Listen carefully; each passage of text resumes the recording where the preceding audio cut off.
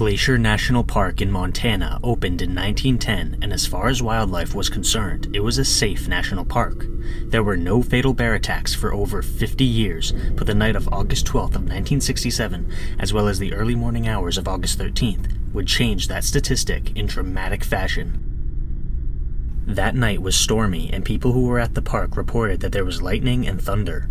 That afternoon, 7 young park employees embarked on a hike to a few different campsites where they would spend the night.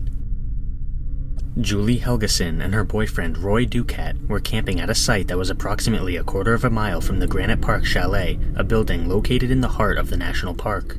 The campsite was located close to a trail that had been made by bears when they walked to the chalet to feed on the building's garbage. At some point during the night, Julie shook Roy awake and whispered that there was a bear nearby. She said that they should remain as still as possible until the bear left, but their instincts failed to protect them. The bear mauled the couple and proceeded to drag Julie away from the campsite, deeper into the woods. She screamed the entire time, unable to break free from the bear. Roy knew that he had no chance of defeating a bear in a fight, so he ran to a nearby group of campers for help. The campers went out searching for Julie, and they found her lying on the ground about 400 feet away from the original campsite. She died from her wounds at the chalet. That same night, Michelle Coons was camping with 4 of her friends in an area near Kelly's Camp, which was a privately owned property with cabins for vacationers. This particular area had been the home of a bear, and there had recently been an incident in which the beast had chased a group of Girl Scouts.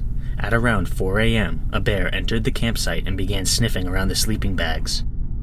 One camper woke up and stayed still, and the bear left them alone. When it started sniffing around Michelle's sleeping bag, she woke up and screamed. The other 4 campers immediately scrambled out of their sleeping bags and climbed trees to escape the bear, but the zipper on Michelle's sleeping bag got stuck. The bear dragged her roughly 300 feet away from the campsite. The other campers remained in the trees for over 2 hours, all of them absolutely terrified of being attacked. They finally climbed down and ran to the nearest ranger station, where they reported the attack. Park management ordered rangers to shoot any bears on site in the areas around the 2 campsites. 4 bears were killed in total. One that was shot on August 14th was confiscated for a medical examination, and this revealed that its stomach contents included pieces of Michelle Coons. The last bear that was killed had blood on her claws, which caused rangers to suspect that she had been responsible for Julie's death. An investigation ensued, and it revealed some concerning facts. On August 9th, several park rangers had filed a report about garbage that had piled up in a gully behind the chalet. This garbage was attracting grizzly bears, and some of the rangers speculated that the caretaker of the chalet was deliberately attracting the grizzlies as a means of increasing tourism. A gas-fired incinerator had been installed in the chalet back in 1966, but it was too small for all the garbage, which was another reason for the caretaker to dispose of it in the gully. However, the caretaker had been told not to feed the bears before, and he simply ignored this instruction because he felt like it was merely a normative practice rather than a safety rule. As far back as June of 1967, seasonal residents at Kelly's Camp had reported seeing an emaciated bear foraging for food in their garbage, and this grizzly was unusually aggressive. This bear moved on to Trout Lake by August, where the campground was littered with garbage. According to park rangers, there was so much trash near Trout Lake that they carried almost 20 full trash bags out of the campsite by helicopter. Shortly after the attacks, a specialist calculated the odds of a bear attack occurring in the park, and he found that the odds of 1 fatal bear attack were greater than 1 in a million, but the odds of 2 fatal bear attacks on the same night were incalculably small. Several theories were posited to explain the unusual aggression of the bears. The first hypothesis was a product of its time, and I think you'll see what I mean. Some people speculated that the bears had been attracted to the campsites by the smell of menstruation, and this caused park rangers to circulate pamphlets warning women not to enter the park while menstruating. This theory was eventually proven wrong in a 1991 study, which determined that bears have no interest in menstruation odors whatsoever, regardless of their sex or reproductive status. Unfortunately, I can't say it's surprising that the first go-to theory in 1967 was to blame menstruating women. The second theory is that bear attacks were becoming more common in general due to increased human activity in national parks. This rise in human activity also limited the physical space in which bears could live, which caused them to be more aggressive. However, this theory still doesn't necessarily explain why 2 fatal bear attacks happened in one night, and they were carried out by 2 separate bears. Even with an increase in human activity, fatal bear attacks are still very uncommon. The third theory relates to the weather, which I mentioned earlier on in this segment. There was lightning and thunder that night, which could have spooked the bears. Their fear might have made them more aggressive than normal, so they lashed out when they perceived the campers as a threat.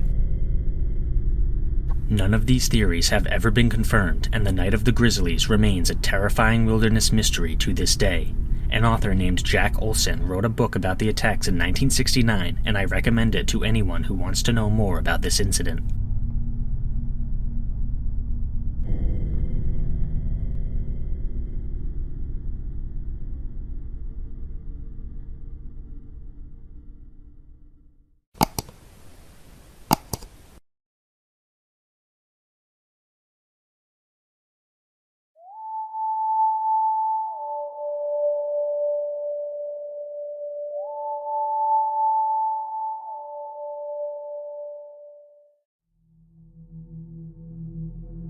In 1959, 23-year-old Igor Dyatlov assembled a group of 10 people for a skiing trip.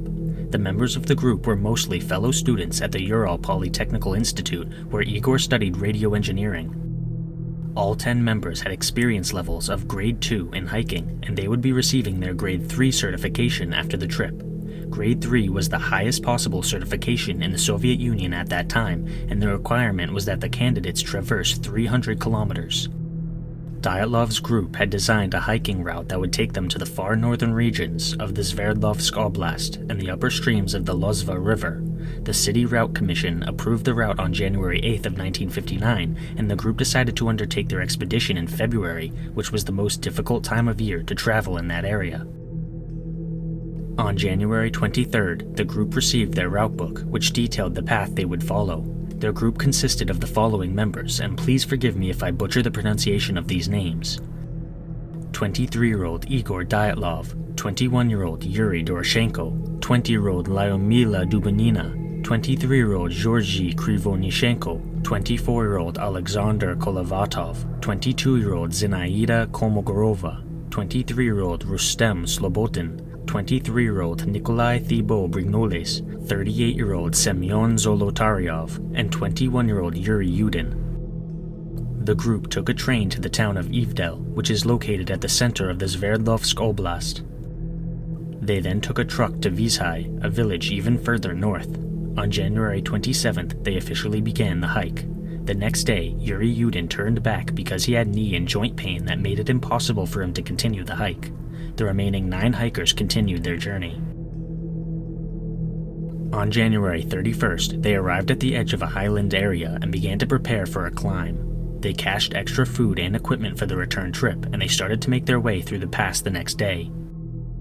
According to all the available information, it seems as if their plan was to get over the pass and make camp directly on the other side, but the weather conditions were becoming more and more severe.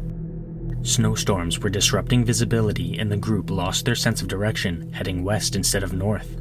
Once they realized their mistake, they decided to make camp on the slope of a mountain called Kholat Syakhl. This was a very poor decision, seeing as there was a forested area downhill that would have provided them with better protection from the elements.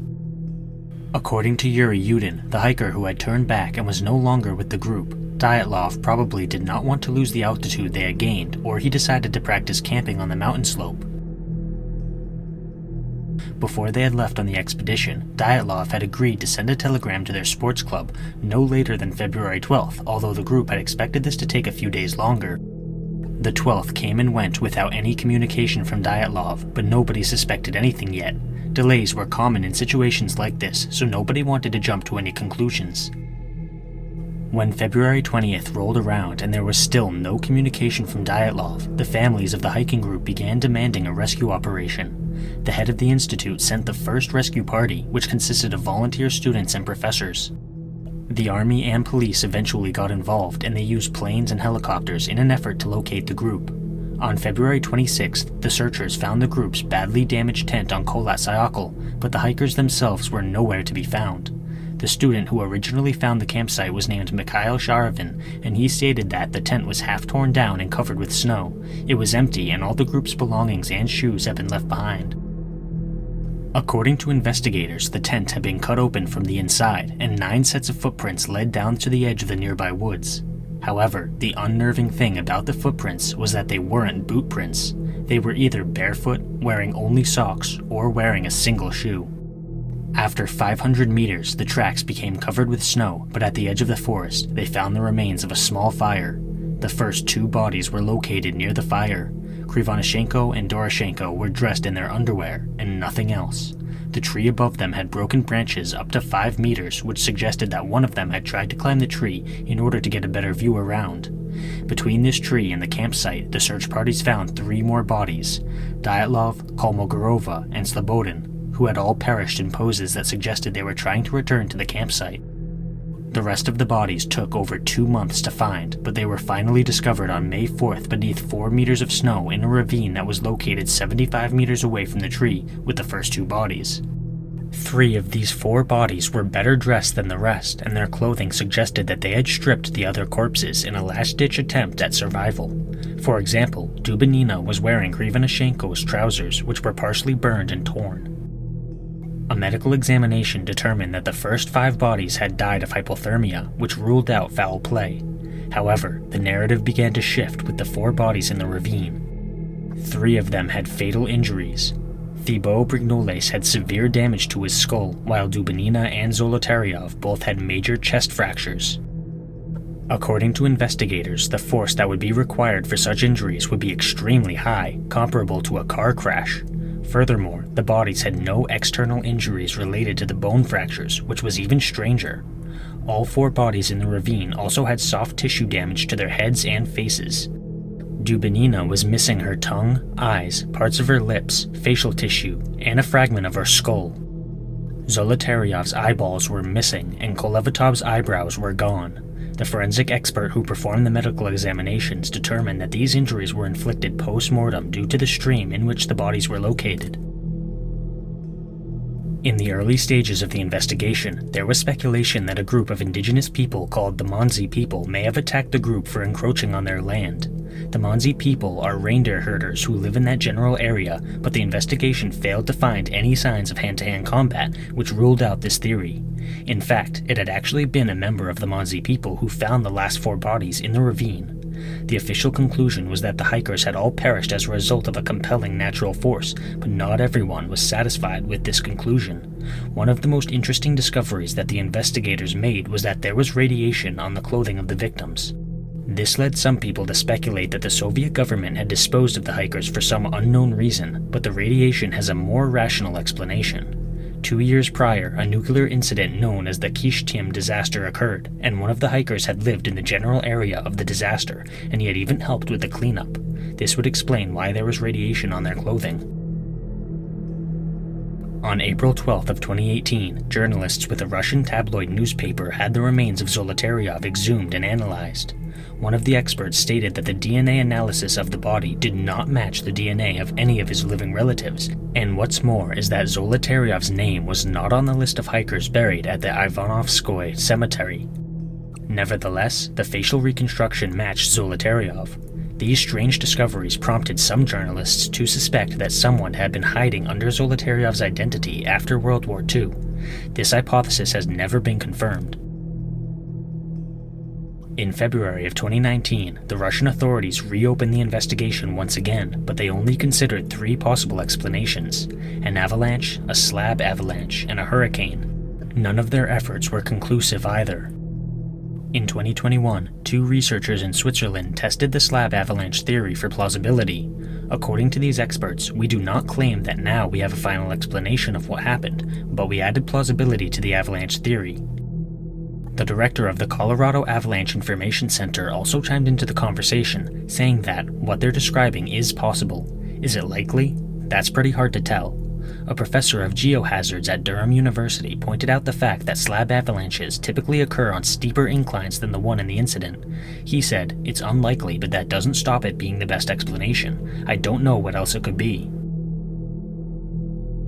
In the aftermath of the incident and investigation, some more strange details have been reported. A man named Yuri Kuntsevich, who was only 12 years old at the time of the incident, became the head of a foundation that was created to honor the victims.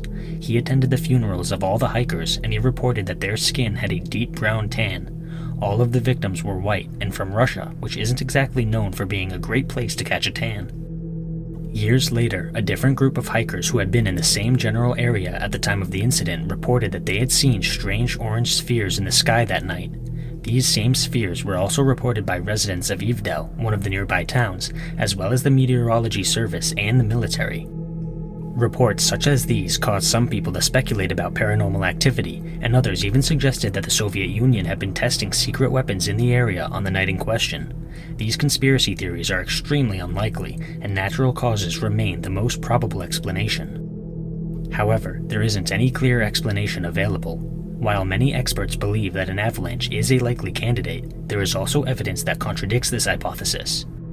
The location of the campsite did not show any signs of an avalanche, which would have left debris over a wide area. The bodies that were found relatively quickly only had a thin layer of snow on top of them, which would also most likely not be the case if an avalanche had occurred. The bodies would also have likely sustained more injuries if there had been an avalanche. More than 100 expeditions have also been carried out in that same area in the years following the incident, and none of these expeditions have ever reported conditions that would be conducive to an avalanche. A study of the area that used advanced terrain-related physics determined that an avalanche was extremely unlikely to occur there. A further analysis of the slope where the campsite had been located showed that any avalanche would have missed the campsite. Finally, the footprint patterns were inconsistent with 9 people running away in a panic. However, another investigation was carried out in 2015, and this effort determined that previous attempts to disprove an avalanche had not been considering some very important context. The weather on the night of the incident was the biggest factor to consider. Katabatic wind is a type of downslope wind that is caused by high-density air flowing into a lower-density air mass below. On the night of the incident, the wind speeds reached between 20 and 30 meters per second, which are hurricane-level speeds. This could have caused an avalanche, even just a minor one, which may have caused the hikers to panic and flee. In my opinion, this does seem like the most likely explanation. Nonetheless, the Dyatlov Pass incident remains a mystery to this day. Some people still suggest that military testing or paranormal activity was involved, but in my personal opinion, Mother Nature can be even more terrifying than anything supernatural.